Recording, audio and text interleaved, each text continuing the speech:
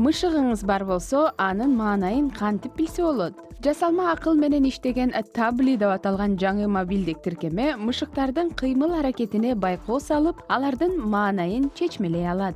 Бул тиркеме мышыктардын кулактарынын, көздөрүнүн, муруттарынын жана жалпы тумшугунун кыймылына байкоо салат. Мунун жардамы менен мышыктардын саламаттыгына да көз салып турса болот. Токио Олимп оюндарынын ачылыш аземинде дрондордун көргөзмөсү болду.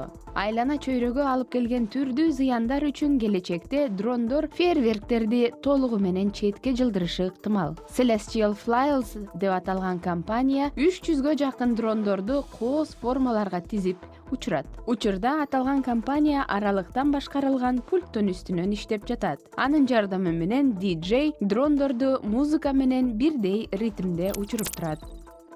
Технология адамдарга жароокер жана боорукер болууга жардам бере алабы?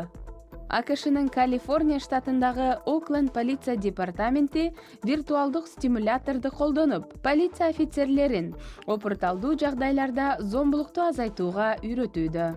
Бул виртуалдуу тренинг офицерлерди 12 ар кандай сценарийлерден өткөрөт. Анын ичинде мушташ, адамдар куралчан болгон жана көчөнүн ортосунда атышуу болуп жаткан жагдайлар каралат. Роботтордун колунан бардык эле нерселер келип калды. Эми алар биздин көнүгүү жасообузга да кошула баштады. Бул робот рактыгы 5 километр болгон марафонду өз алдынча чуркап өттү. Ал болгону бир батареясын колдонуп, 53 мүнөттө чуркап келди. Орегон университетинин окумуштуулары бул роботко көчөдө чуркоону жасалма акылдын жардамы менен үйрөткөн. Мындай жөөгүлүк роботту иштеп чыгарууга АКШнын коргоо министри атайын грант бөлүп берген экен.